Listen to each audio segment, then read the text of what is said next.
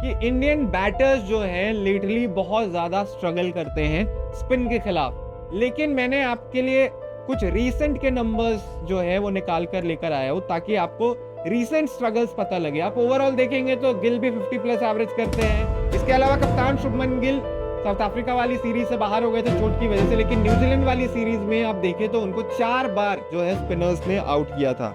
कौन सी वो 3 रीजंस हैं ये आपको बताता हूँ मैं। सबसे पहला उसका जो कारण है वो inexperience of playing in Sri Lanka. आप देखें अभी जो करंट इंडियन टीम है उसमें से मात्र 2 प्लेयर्स को वहां पे ऑलरेडी जो है टेस्ट मैच खेलने का अनुभव रह चुका है।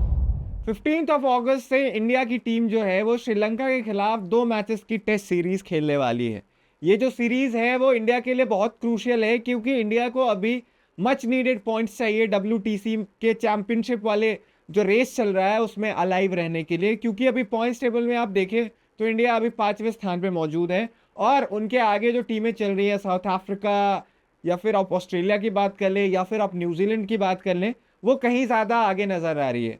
अब इंडिया को मात्र 9 मैचेस खेलने हैं वर्ल्ड टेस्ट चैंपियनशिप के इस साइकिल में और उनके लिए हर एक मैच और हर पॉइंट जो है वो बहुत ज़्यादा ज़रूरी है। लेकिन श्रीलंका में जाकर जीतना कभी भी आसान नहीं होता। हमने बार बार देखा है कि पहले भी जब टूर किया है श्रीलंका का तो हमारे लिए जीत मिलना इतनी आसानी से हमें जीत मिली नहीं है। तो क्या हमें ऐसा करना पड़ेगा और क्या हमारे राह में रोड़ा है जिसको हम ठीक करके श्रीलंका में जीत सकते हैं और वर्ल्ड टेस्ट चैंपियनशिप में इंपॉर्टेंट पॉइंट्स इंडियन टीम ले सकती है, उसको जानने के लिए वीडियो के अंत तक जरूर बने रहिएगा।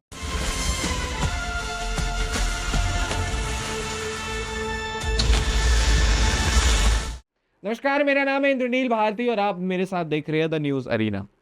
इंडियन टीम अब ऑलमोस्ट तैयार है। काफ़ी टाइम से उन्होंने टेस्ट मैच नहीं खेला है। एक वन ऑफ टेस्ट मैच खेला था जिसका कोई रेलेवेंस था नहीं।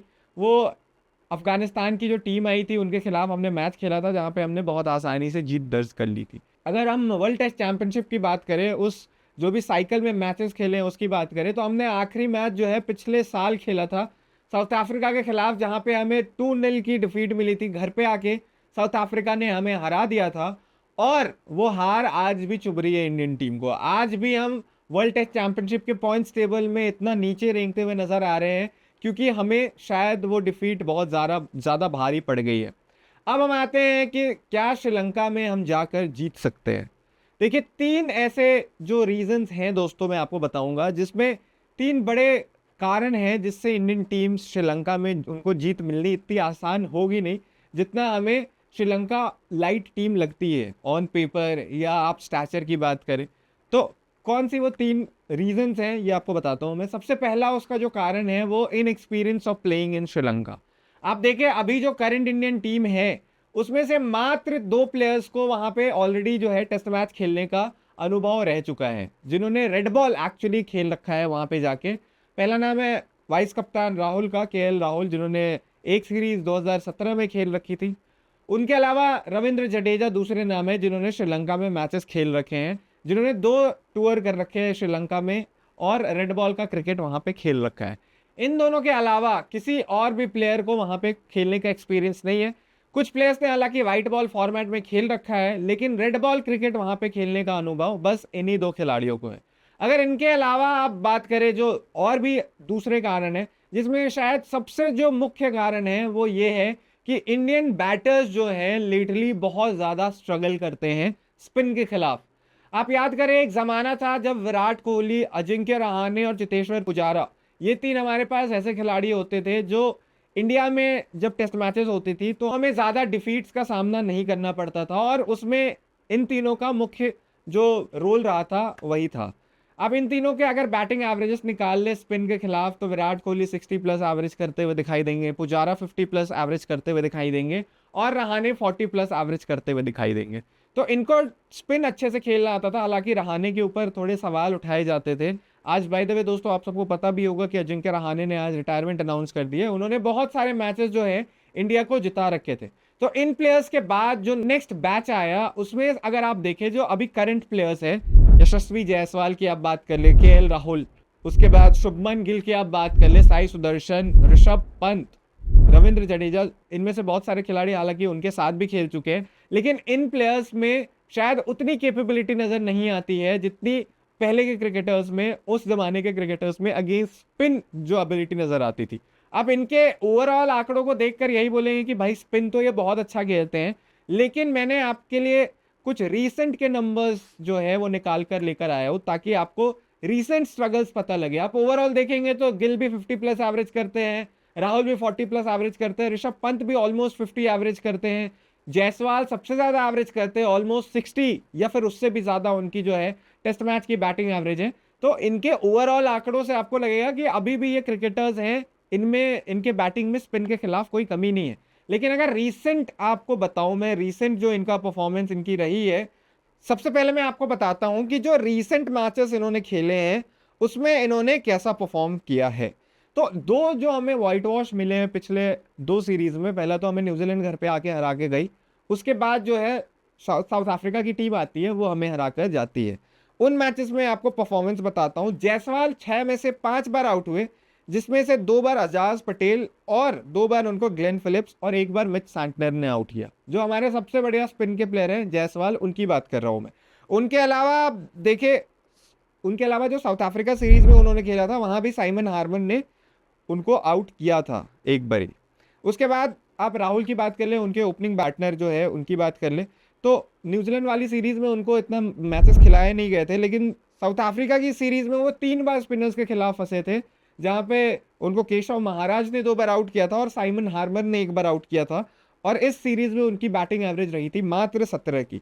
उसके बाद ऋषभ पंत की अगर आप बात कर ले, हमारे भले ही वो हाईएस्ट स्कोरर थे न्यूजीलैंड वाली सीरीज में जहां पे उन्होंने 261 रन बनाए थे, लेकिन उसमें उनको 3 बार स्पिनर्स ने आउट किया था, और साउथ अफ्रीका के खिलाफ उनको 2 बार हार्मर ने आउट किया था, और उनकी एवरेज जो थी वो मात्र 12 की रही थी। इसके अलावा कप्तान शुभमन गिल साउथ अफ्रीका वाली सीरीज से बाहर हो गए थे चोट की वजह से, लेकिन न्यूजीलैंड वाली सीरीज में आप देखें तो उनको 4 बार जो है स्पिनर्स ने आउट किया था। जडेजा की अगर बात करें तो इन सभी मैचेस को मिलाकर 7 बार स्पिनर्स ने आउट किया है, 7 टाइम्स जो है वो स्पिनर्स ने आउट किया है। तो अगर आप रीसेंट के आंकड़े देखें तो ऑलमोस्ट जो सारे हमारे मेन बैटर्स हैं उन्होंने स्पिन वाली पिचेस पे साउथ अफ्रीका और न्यूजीलैंड के खिलाफ स्ट्रगल किया था। तो ये तो आपको क्लोजर पिक्चर दिखाई देता है कि जहां पे हमने कोशिश की थी कि थोड़ी सी ऑपोजिशन को बुलाकर स्पिन वाली पिचेस दे जहां पे बॉल ज़्यादा टर्न करे, वहां पे हम खुद फंस रहे हैं, और एक भी खिलाड़ी ऐसा नज़र नहीं आ रहा जो कॉन्फिडेंटली स्पिनर्स को खेले, जो पुराने ज़माने के बैटर्स की तरह खेले। उसके अलावा अगर तीसरा जो कारण की बात कर रहा था मैं, वो ये था कि श्रीलंका को अपने घर पे बहुत अच्छे से क्रिकेट खेलना आता है। उनके जो 2 स्पिनर्स हैं, रमेश मेंडिस आपको पता होगा, उसके अलावा आप देखें प्रभात जयसूर्या, इन लोगों ने काफ़ी क्रिकेट है एक्सपीरियंस कर रखा है, वहाँ खेल रखा है। उसके अलावा उनके जो कप्तान हैं वो भी थोड़ी बॉलिंग कर लेते हैं। तो इन तीनों प्लेयर्स, इन तीनों स्पिनर्स, उसके अलावा वो डोमेस्टिक क्रिकेट से और भी स्पिनर्स लेकर आ सकते हैं।